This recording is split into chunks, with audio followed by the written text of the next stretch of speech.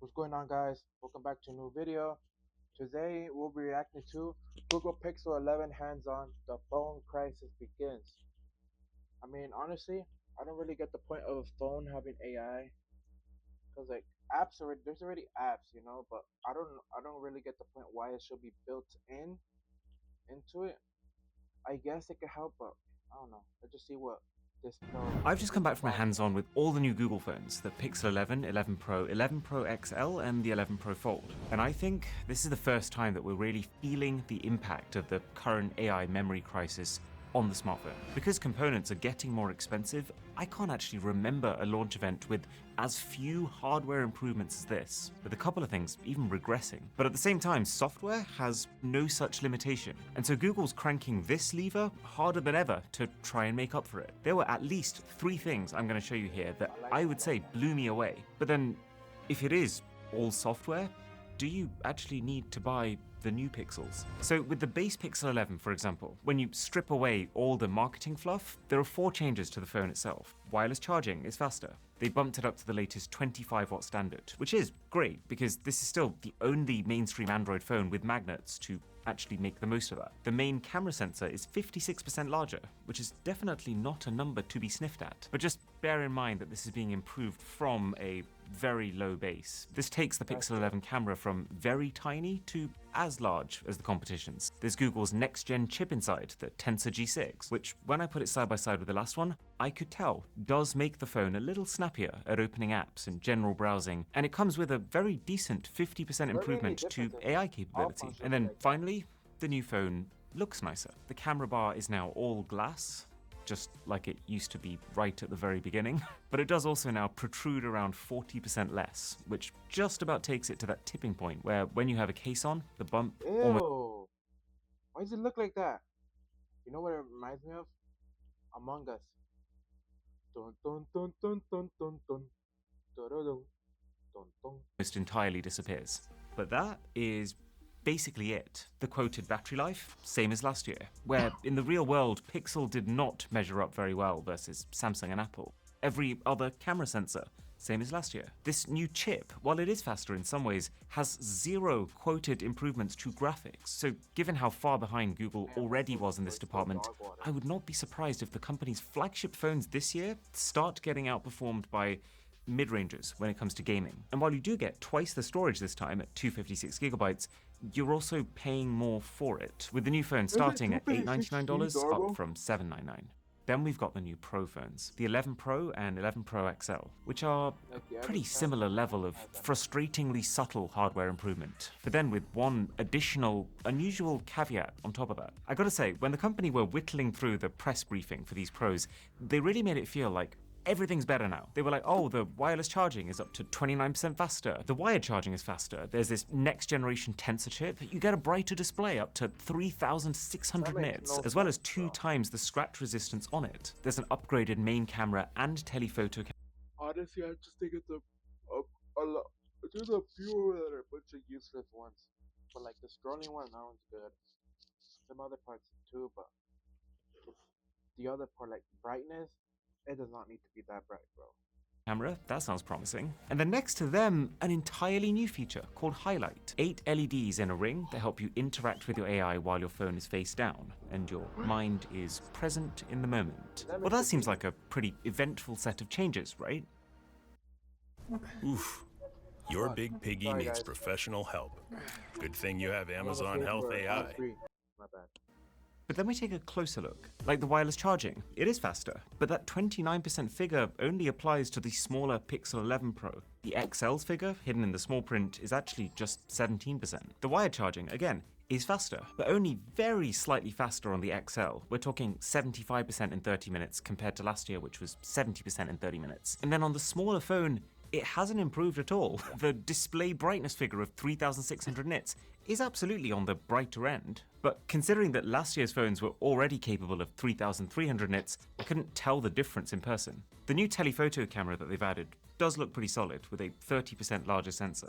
But then the new main camera actually looks identical in terms of resolution and sensor size to what we had, so really it's just a refresh. And this highlight feature, it's definitely snazzy implementation. The LEDs are super bright and there's enough of them to make for some pretty slick animations. But it's just, we've seen this idea before in multiple different form factors for the best part of a decade now, and Google's implementation of it still doesn't do anything new. Currently, the only two things it does are light up with one of 5 different colors, depending on which of your favorite contacts is calling, and then glow when you're talking to Gemini, with one pattern when it's listening, one when it's thinking, and then one when it's responding. But I don't know, man, you'd think you'd already know when it's responding. Really, it's the functionality of a notification LED, just in a fancier package. So fine, the new hardware is already looking a little less exciting, right?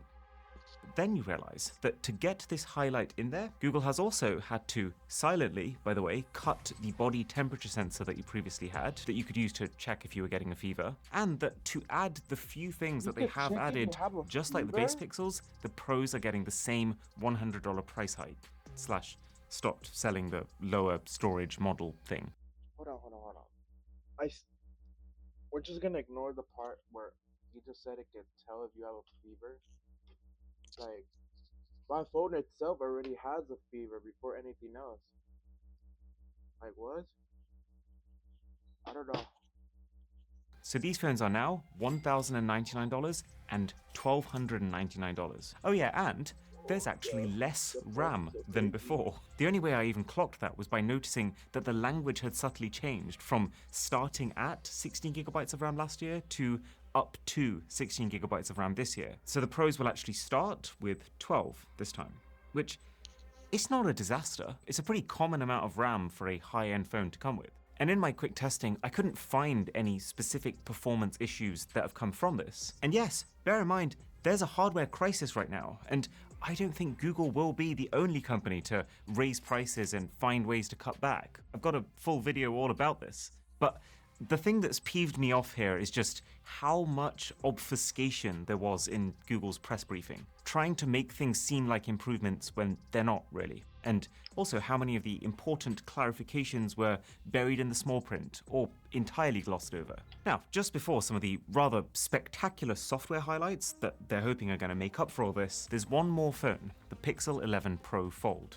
which, again, is fairly light on buffs. It's got that faster wireless charging and the new chip. It's got the same new camera as the base Pixel 11 with 56% more light, plus the little highlight LED from the Pro phones. The camera itself has also got a new design, but I can't lie, this is still a pretty clapped-looking phone in my books. Not helped by these corners that don't at all match the radius of the body. And then brighter displays inside and out, up to the same 3600 nits that the Pros have, with both screens being tougher to scratch. There are a few extra changes that are unique to...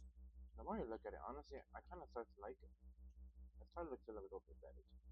The Fold. Like the thinner bezels on the front, these are great, to be honest. Pretty noticeable and much needed. Plus the new guy is 1mm thinner when folded up, almost 10% lighter, with a back panel that they're saying is made of a new composite that is nearly impossible to crack. Now that all sounds very innovative and next generation, but thinner, lighter, and harder to crack are also exactly what you would expect to happen when you swap out premium glass for a material that's based on a polymer, or plastic, and this might also be easier to scratch as a result. And of course, the Fold has also had the same $100 price increase as the rest of the phones, but here, without even the consolation of any extra storage. You got 256 gigs last time, you get the same amount again. You just pay more now. So here's the question then. Clearly, Google's hardware is running on fumes. But does it matter when the company's waving its magic software wand around as aggressively as they are here? Because with cameras, for example, there's actually a pretty large improvement this generation to video quality. The way these new phones are processing what you shoot, to my eyes, feels clearly sharper, with more accurate skin tones and also lower noise in darker areas. And you can feel that even on the cameras that haven't actually physically changed at all. When you're shooting night sight photos, Google's figured out how to capture the same quality shot, but now just using 1/3 of the light information on the new Pro phones. So you'll see, side by side, the Pixel 11's night shots are so quick that it almost looks like like capturing regular daytime photos. And even without any improvement to optical image stabilization, Google's Video Boost. You know that feature where after you've taken a clip, it gets uploaded to the cloud and enhanced? Well, this will now further iron out stabilization issues, addressing yet more hardware problems with software solutions. So when you factor in this side of the equation, this does start to feel like a noticeable improvement on the camera front. But where my jaw truly left the chat was when I started to play around with Rambler, because this is the smartest form of dictation that I have ever experienced. I don't like the word of that. I'm thinking of naming my child after a Pokemon. Can't really decide which one. Ooh, maybe Pikachu. Actually, no, let's Diglett. not do Pikachu. Let's do Charmander. Maybe just Char, actually. Yeah, Char's good. Okay, forget everything I said before that. I'm naming my child Char. Wow. You told Who is Mom this to send guy? a prescription to Amazon Pharmacy. She Get him didn't. out of here. Price check in pharmacy. All Mom had to do was use Amazon Pharmacy, and her meds would get delivered right to her door. Morgan's gonna get out, bro. And then what I meant to say just pops in like that. Forgot an emoji? It'll fill that in too. I think this feature is crazy good. And because it's baked into the keyboard, you can use it in any app. And there's a whole bunch of things like it as part of Gemini Intelligence that some other Android phones will eventually get, but Google will get first, like live dubbing. So we pulled up some German YouTube video. The phone then auto-detects that the content is another language, and then after a few seconds just starts dubbing it for you. The film is really good, really good. It must have been pretty exhausting for the actors, but from the effects here, from the physical effects here, absolutely calmly. I'm yet to hear an AI dub that's as well matched to the original as this was. Now, Google did cherry pick the example videos to show this on, and it only supports 4 languages right now, but I still think it's insane. Just for some context, every single video that we upload right now, we are paying around $2,000 to get that video dubbed by humans in 3 languages. This tech could very well in a few years be getting videos dubbed in just as high quality for every single language for free. Let's see. What languages does he just And while I would doing that he paid for? personally rather Let's see. What's the voice of that? The hell is it?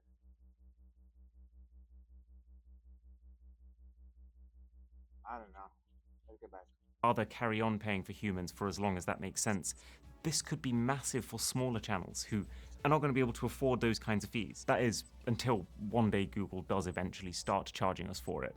I wouldn't rule that out. Also, bear in mind that with all of these Gemini Intelligence features, they won't be available in Europe at launch, which is undeniably upsetting, but the guys seemed pretty confident that we won't be waiting long. Then there's a few final pixel nuggets that will be available at launch, regardless of Gemini Intelligence, like Magic Capture, where let's say you're in a moment that you really want to experience. The idea is you hit record, you don't worry about framing your shot, and your phone will just find the best moments from the clip you end up taking, like when people look into the camera, and it'll just compile those moments as a bunch of stills. We've actually seen something just like this from Samsung like 5 years ago with their single take mode. This is better than that. It can do a lot of face unblurring in the process, so the end shots are really crisp, but me personally, I think I'd rather just either take a few really purposeful shots that I love, or just disconnect entirely and not have my phone out at all. All the phones this year have larger digital zoom ranges. Pixel 11 and Fold have gone from 20x to 30x max zoom, although the shots don't look great that far in. And the Pros have gone from 100 to 120x, assisted partly by the new telephoto camera, but also largely by AI. There's Camera Looks, which is basically the same thing as Apple's photographic styles. It lets you tune the shadows and color temperature that your camera shoots with by default. And Creator Suite, which gives you an on-screen teleprompter that scrolls as you talk, an audio visualizer to make sure that you're not being too loud, and social media layouts on your screen, so you know which parts of it are going to be covered by UI when your video eventually ends up on, say, Instagram. Our editors use bounding layouts just like this all the time to make sure that things don't get cut off on some devices. So baking them into the shooting process is a no-brainer.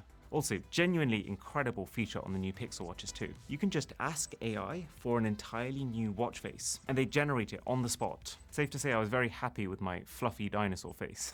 So all in all, Here's what I think. I think that now the top-end Pixel is the exact same price as the Samsung S26 Ultra. If you're deciding between the two, I think you're getting a lot more phone by going Samsung. Their device is far more powerful, it's got a better screen, better battery, and an S Pen. But if you really want a Pixel, which does have merit like the ultra-clean software and early access to these incredible features, then there's never been a better time to get the last one. The fact that prices have gone up this time, paired with the fact that older Pixels lose their value particularly quickly, means that just last year's flagship is at least a third cheaper. And then the fact that the hardware has barely improved, and if anything the RAM has gone backwards, means that you're not even really going to be much less future-proofed, and you probably won't notice a performance difference either. All finished off by the fact that most improvements this time around are coming via software and internet-based AI tricks, meaning that you're going to get at least some of those perks just as trickle down. But just bear in mind, the more that your phone relies on pinging things to the cloud, which if anything is only going to start to go up, the more that you'll want to think about making your actual connection secure, which is why the one app that I would genuinely install on day one is Surfshark VPN, our sponsor. Alright, bro, It'll sit in sponsor, between your W phone sponsor. and all the thousands of things that your Everybody device gets is Surfshark, bro. communicating to the internet, and just make We sure are that getting your Surfshark. info is masked. That plus the 100 other perks, like being able to watch Solo Leveling here in the UK on Netflix by just changing location to Japan, or creating an alternate ID so you don't even need to hand out your real details to sites that you don't trust, and it ends up well worth the $2 a month that you can get it for when you head to surfshark.com/boss and use the code BOSS. W You Surfshark. told Mom to send her Come on, prescription Smith, to get Amazon outta here, Pharmacy. bro. She didn't. Oh, W bit, guys. Overall, I think prices are insane, and I kind of like the prompter feature and the other things overall, you know. But yeah, I don't know. I just really liked it. I like I said, the prompt, and that's it. Just the prompt. Yeah, I'm not sponsored, nothing. Just chilling here, bro. But yeah, guys, have a great day. See you at the next one.